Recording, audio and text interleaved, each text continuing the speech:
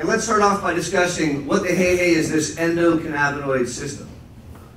So cannabinoids are chemicals that bind to cannabinoid receptors. There are multiple different sources of cannabinoids. Our bodies make cannabinoids. We make cannabinoids in our own body. There are plants, some of you may have heard of marijuana, that make endocannabinoids, that make phytocannabinoids.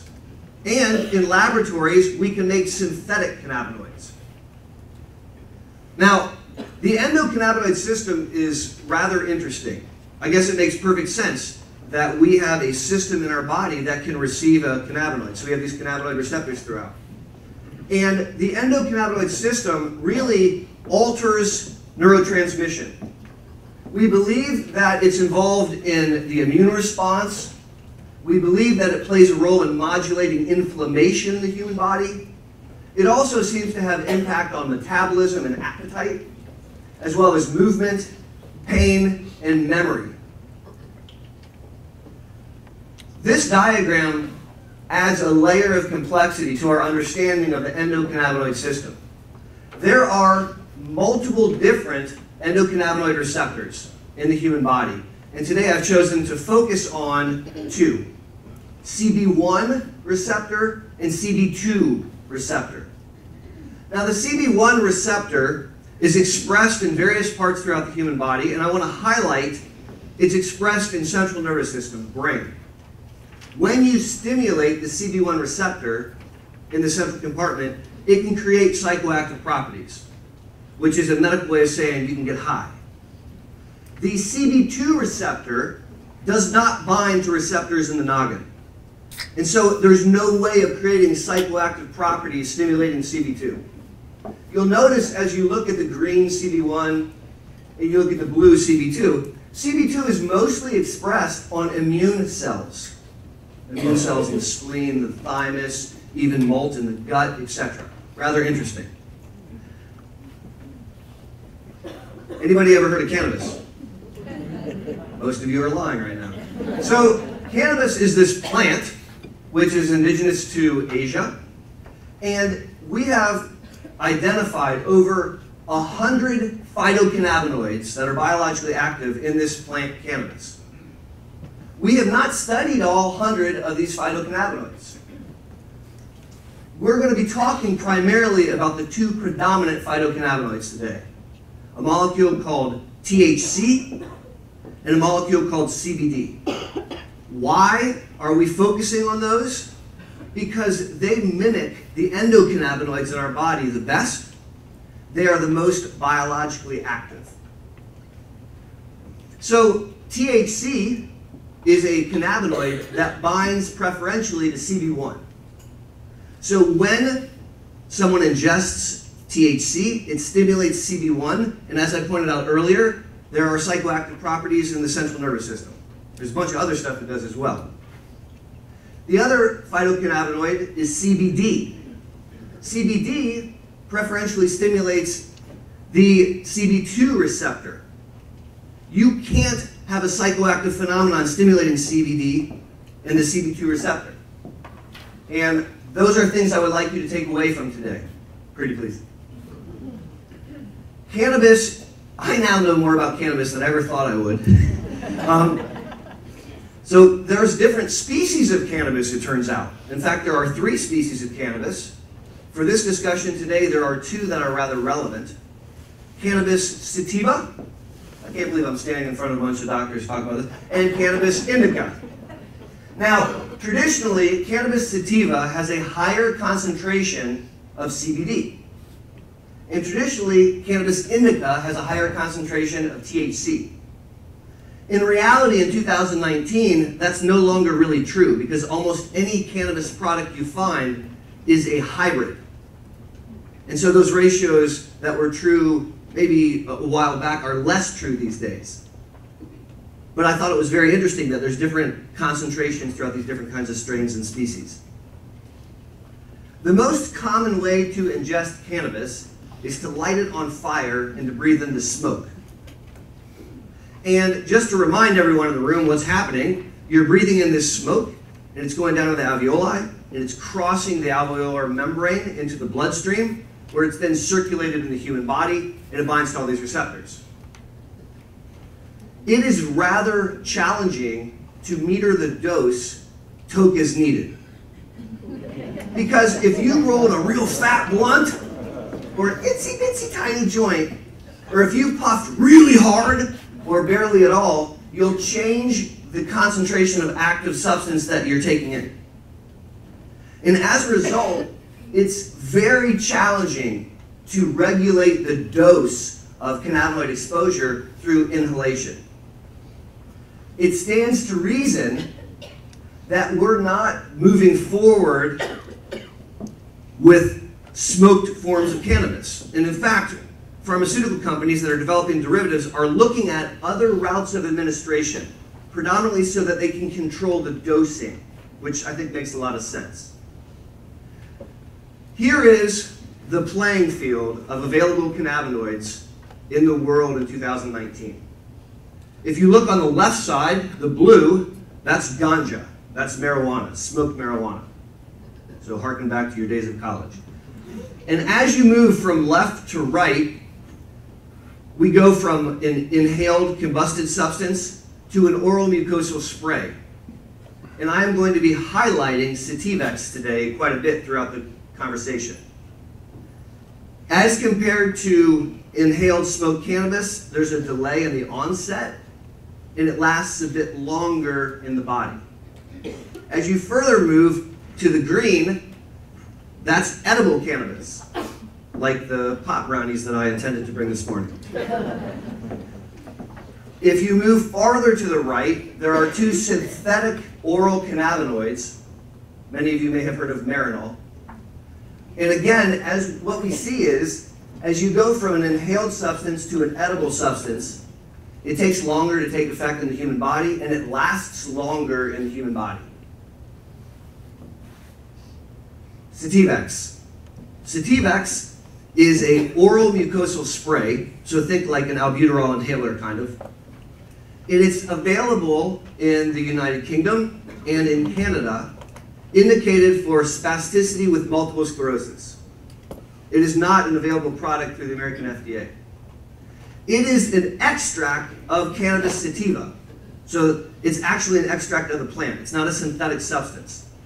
And interestingly, there's a 1-to-1 ratio of THC and CBD. I'll point out to you that that is a very high concentration of CBD. Oftentimes when you look at smoked cannabis, the concentration of CBD might be 4%, 12%. This is 50% CBD, which is a very high concentration. And on average, when studied, people with MS are using about 8 metered sprays a day. Maximum of about 12. Now, this slide did not work out very well. I stole it off the internet, shame on me. What I'm intending to show you here is the pharmacokinetics involved in the various routes of administration of cannabinoids. So I'll just bust out a very expensive pointer. And this is the pharmacokinetics of smoked cannabis.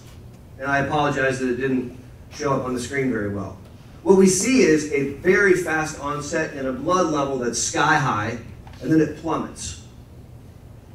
This dotted line is studying vaporized cannabinoids, which is not combusted. You heat the product up below the level of combustion, and all the molecules become vaporized, and you can inhale them. And this pharmacokinetics has a slightly less high peak, and it lasts a little bit longer. Please direct your attention at the very bottom of the screen. That gray line is not the x-axis. That is the amount of blood concentration of Sativex.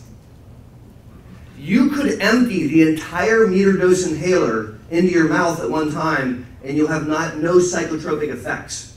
You can't raise the blood level anywhere near what you see when you inhale or vape cannabinoids. And this is a very important point that I hope you take away as I talk to you about this a little bit further.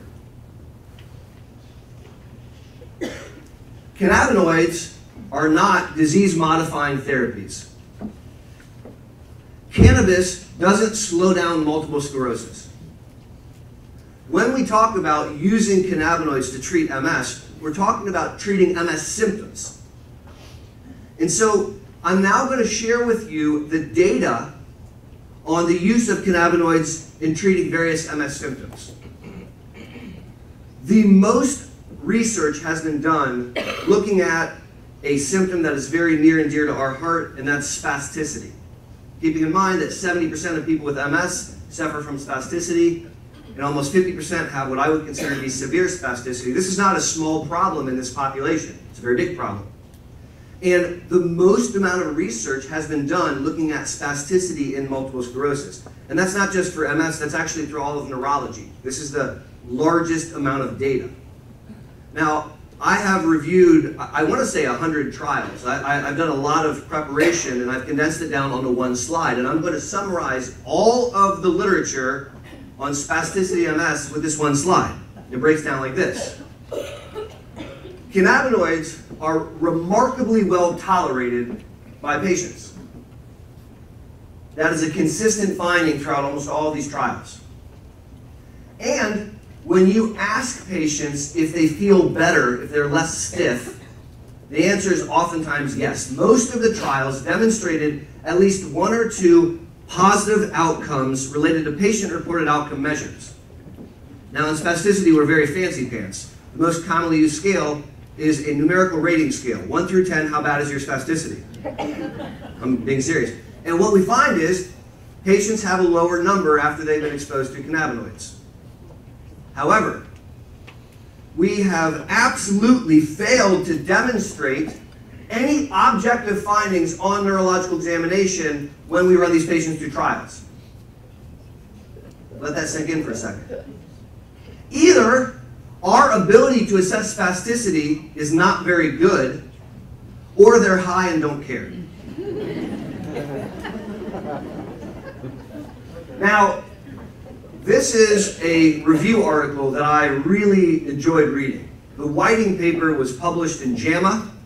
This is a 2015 review. And it summarized all of these different small trials. And it used a meta-analysis technique which allows us to group numbers together so that you have adequate power, hopefully, to make some comments. And here's what they concluded. As it relates to patient subjective report, there's a very modest, statistically significant benefit to cannabis in improving spasticity. However, there is a non-significant trend with the Ashworth.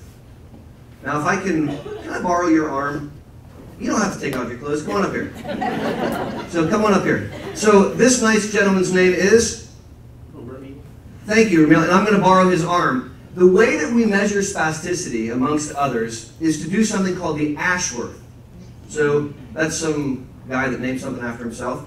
And really what we're doing is we're feeling the muscle. It's huge, geez Louise. And then we're ranging through the full range of motion. And he's not helping. This is all Aaron.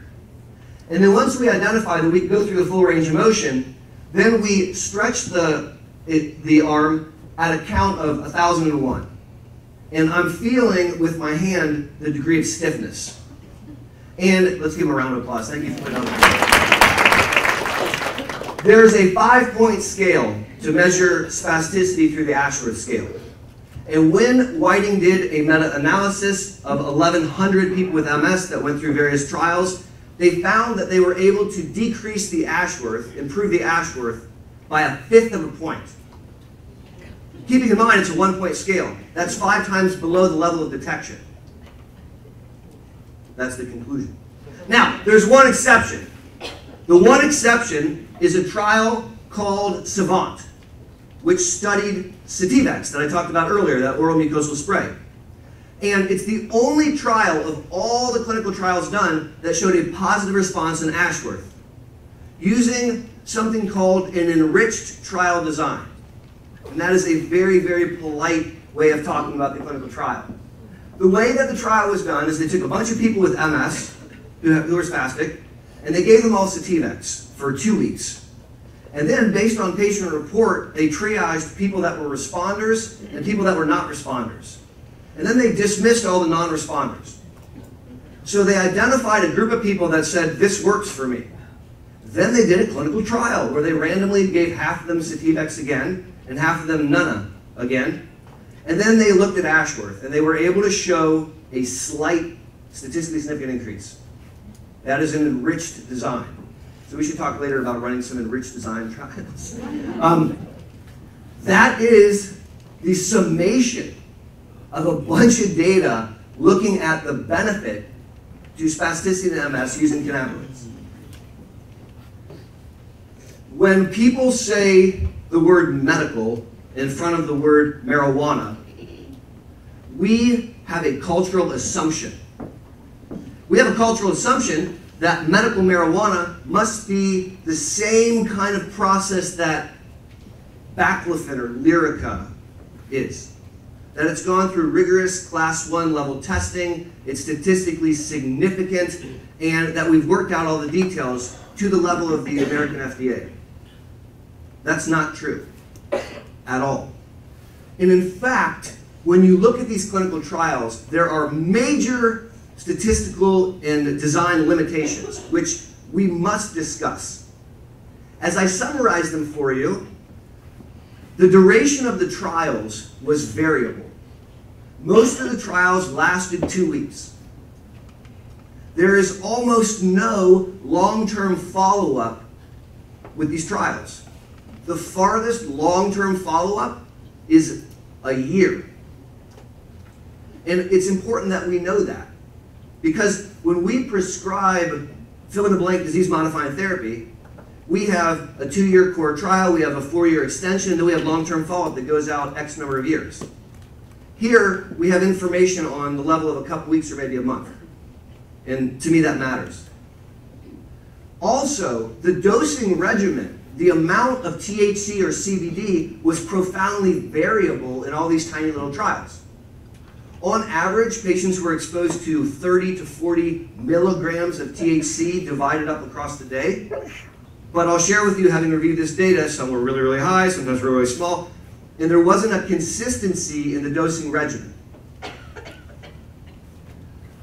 The formulation of cannabinoid was extremely variable, and there's a couple points I want to bring up. The first point is, there's almost zero legit research looking at the effects of smoked ganja in treating spasticity. It hasn't really been studied, guys. Moreover, we have not studied adequately oral edible cannabinoids to treat spasticity. Now, as you think about the laws that are being passed and what is and isn't available to patients, please keep that in mind. We do not have any science really supporting the use of edible cannabinoids as it relates to spasticity and MS.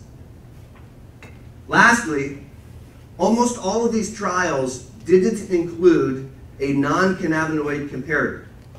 So they didn't study cannabis versus baclofen, cannabis versus botulinum toxin. They didn't do that.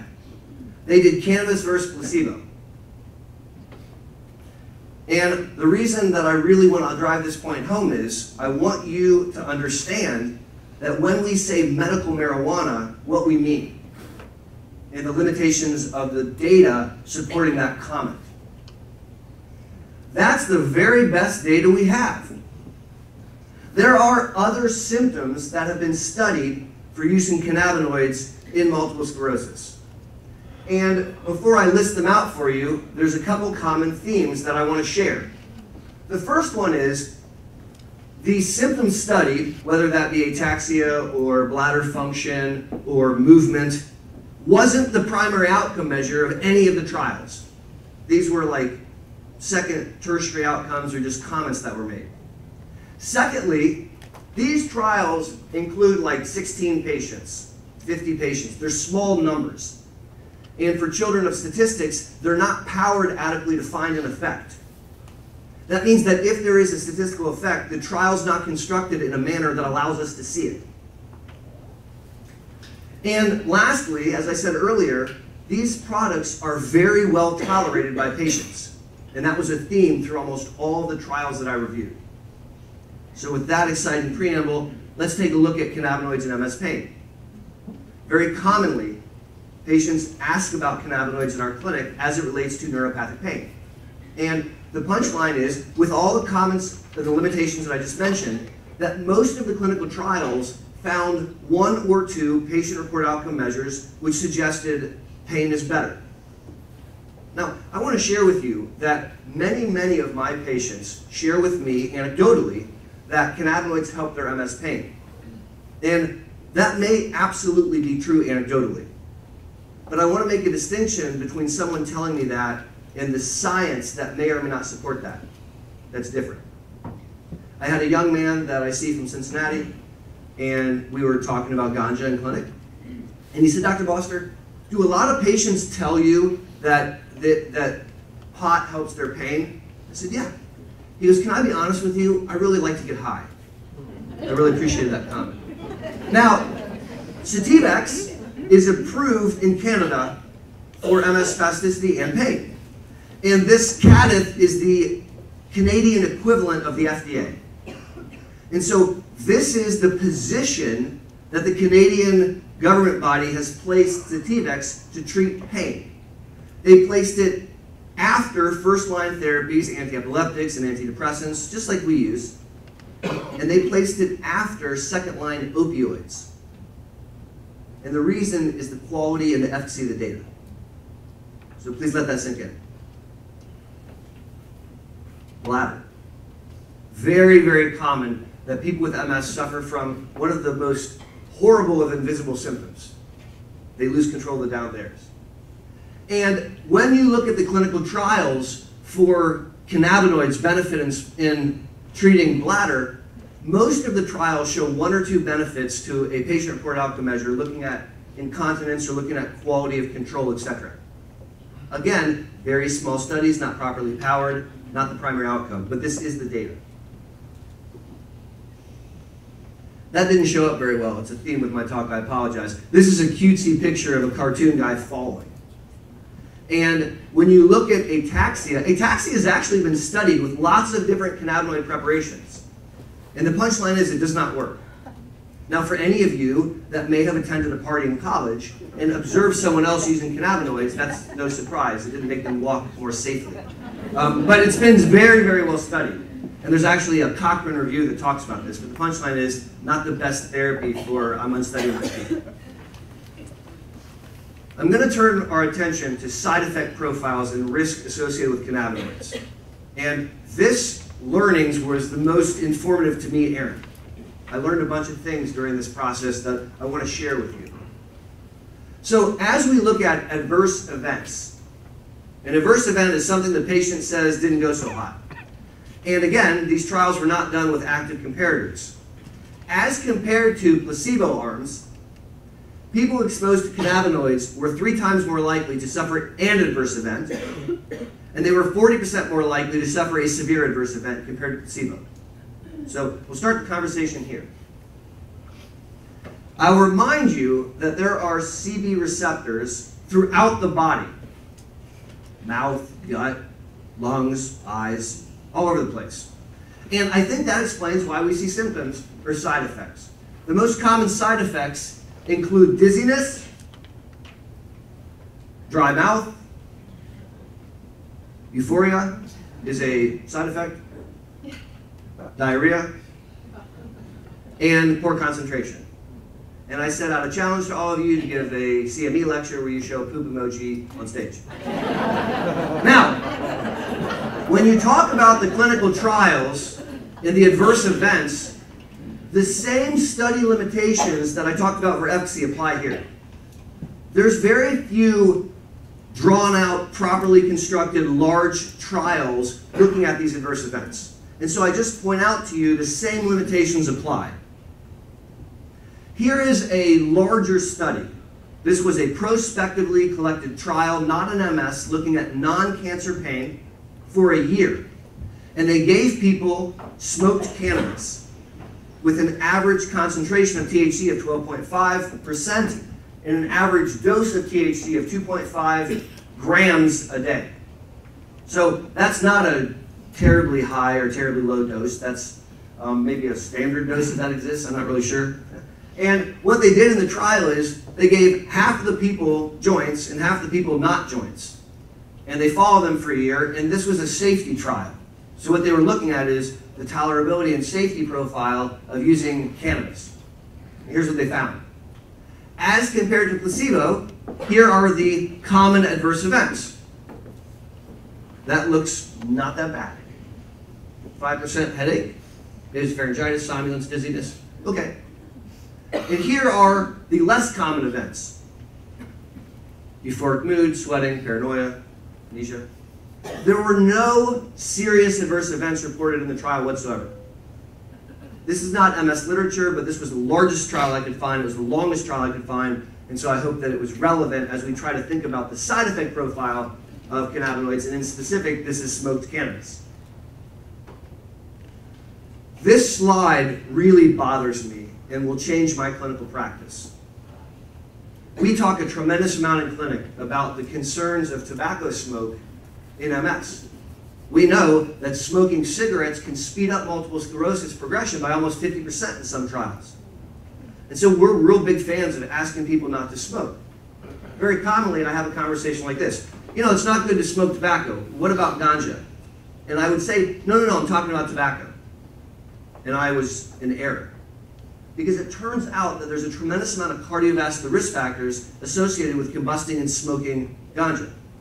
And what you see here mirrors what I see when I look at tobacco. Now, the statistic at the bottom is chilling to me. That they've studied, if you smoke a joint, the risk of heart attack goes up 5-fold for the next hour. And I want you to know that. And I want our patients to be aware of that, because I feel like I've done personally a bad job in educating them about that particular risk factor. The Hyperemesis Syndrome is a very rare occurrence. It was described for the first time by Allen and colleagues in 2004. And until the legalization of cannabis in Colorado, it was almost not described at all. Although, if you look at the literature, it's being described more. This is a syndrome that seems to only affect chronic cannabis users, daily cannabis users. And it's a three-phase syndrome. It starts off with people waking up and feeling nauseated with fear of emesis, but they're able to eat normally. Phase 2 is they literally puke their guts out for hours or sometimes days. It's violent vomiting. And there's an interesting learned behavior that if the person throws themselves in a hot bath or shower, it completely stops the symptoms until they get out of the shower. And then it starts up again. And so you have this emesis, hot bath behavior. And then it stops. And it stops for days or sometimes months before it cycles again. We don't know what causes this. There's theories that it could be oversaturation of THC receptors, which frankly doesn't make sense to me. Or maybe they talk about contaminants in the cannabis. But I just wanted to sensitize you about it in case you were to come in contact with it. The only treatment that's been discovered is cessation of cannabinoids. They haven't found anything else that seems to work very well. Kind of a very unusual and rare thing, but I thought it was relevant. There is a literature looking at cannabinoids and psychiatric symptoms. And there's a small risk of developing psychosis in populations that are thought to be at risk. Who's at risk? Per the literature, adolescents, people that have a prior history of psychosis, or people with a family history of schizophrenia. Those are patients that statistically are more likely to experience psychosis associated with cannabinoids. And this is also very, very rare. There is a discussion in the medical literature looking at whether or not cannabis can increase risk of suicidality. And the punchline is no, it does not seem to increase risk of suicidality. You may say, well, why'd you bother saying that? But if you look through the literature, it was a large discussion up until about 2 years ago. Cannabis and MS cognition. The leading cause of loss of work in MS is not inability to walk. It's inability to think. Pathologic fatigue and cognitive impairment are the leading reasons why people leave the workforce. Please keep in mind that half of people with MS leave the workforce in the United States in under 10 years. This is a major, major problem. And there are some interesting literature looking at cannabis And when I say cannabis, I mean ganja, marijuana, smoked cannabis, and cognition. I opted to show you this trial. There are several trials. This is a trial of 140 people that have MS, and they passed out a survey and said, do you smoke pot? And if the respondents said yes more than once a month, they were considered chronic users. The rationale is that if you smoke more than once a month, this is stored in your fat, and you would test positive at any point in time. And so they operationally said, okay, that's the group that's chronic. Whether or not you buy into that, that's the way they did the trial. And then all the people in the trial completed some neuropsychometric testing. And I want to point out this first line here. They use PACE-SAT and single-digit modality testing, which for those of us that do MS are very, very standard tests, very sensitive to MS executive dysfunction. Now what they found, top line, is that the patients that reported chronic cannabis use performed statistically worse on the single-digit modality. That's a problem for me, as I try to keep people working. And then there was a very interesting, weird phenomenon. There was an interaction with gender. Boys with MS that smoked had more of a cognitive problem than girls with MS that smoked. Keeping in mind that men with MS have a faster disease trajectory, they get worse quicker, they tend to be more disabled, that bothers me. Now, this is one study, it needs to be replicated, yes, but I wanted to sensitize you to that. In counterpoint to smoked cannabis, Sativex does not impair cognition. This has actually been really well studied with some of the better data that I found. Now, this is a long-term follow-up. Long-term follow-up. There are two trials. This trial went on for 48 weeks. Again, their definition of long-term is a bit different than maybe an MS trial. And what they saw was there was no impairment to cognition or mood going out 48 weeks. There's a bunch of trials that support that comment. Maybe that has to do with the way that you stimulate the receptors. Now, tolerance is defined as, after repeated exposure to a drug, it having less of an impact on the human body, requiring a higher dose to maintain effect. And smoked cannabis causes tolerance, but Sativex does not.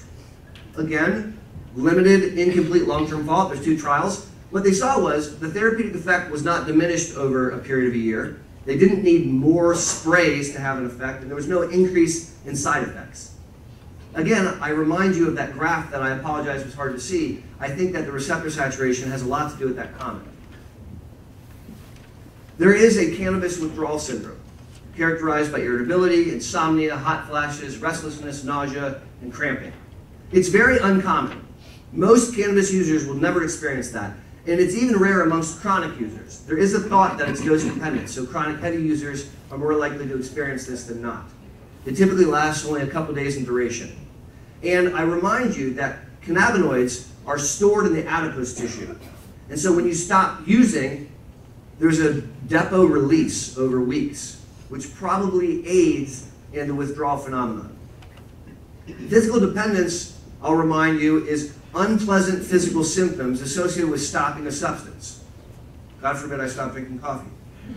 And here you see several recreational drugs used by various humans and the risk of physical dependence, or the rates of physical dependence. So tobacco, almost 70%, alcohol, bourbon, 23%, cocaine, 21%. Shout out a number for cannabis. This is another audience participation where I ask you a question and you respond. 7. So the answer is 9%.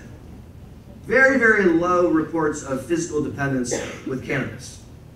There's a question in the medical literature if you can overdose on cannabinoids. And the answer is, no, you can't. Unlike opioids, there's no receptors in the brainstem. So you can't affect the reticular activating system. It's not possible. And Adams did a really, really funny calculation where they looked at the amount of cannabis needed to kill you. And they calculated that if you smoked 1,500 pounds of marijuana in under 15 minutes, that could be lethal. That's science, guys. In conclusion, I'll remind you of the Whiting analysis and the conclusion of the meta-analysis that suggested that for the most studied information, spasticity in MS, there appears to be a modestly statistically significant benefit to patient-reported outcome measures, but they were unable to show a benefit with objective testing. Cannabis is a profoundly complicated plant with over 100 bioactive phytocannabinoids identified. Some of them may have benefit in treating various symptoms in MS, but the quality of the data is lacking. If you have occasion to go into a dispensary, or if you look online, you'll see all these lists of various strains, and it'll say this stuff's good for sleep, and this stuff's good for energy. And that's not based on any scientific study that I was able to find whatsoever. There is almost zero research looking at smoked cannabinoids, smoked cannabis in MS symptoms whatsoever, none. And in my opinion, the future of cannabinoids in the MS space is the pharmaceutical derivatives of cannabinoids with very specific targeted purposes. I really think that's where this will pan out. Thank you very much for your attention.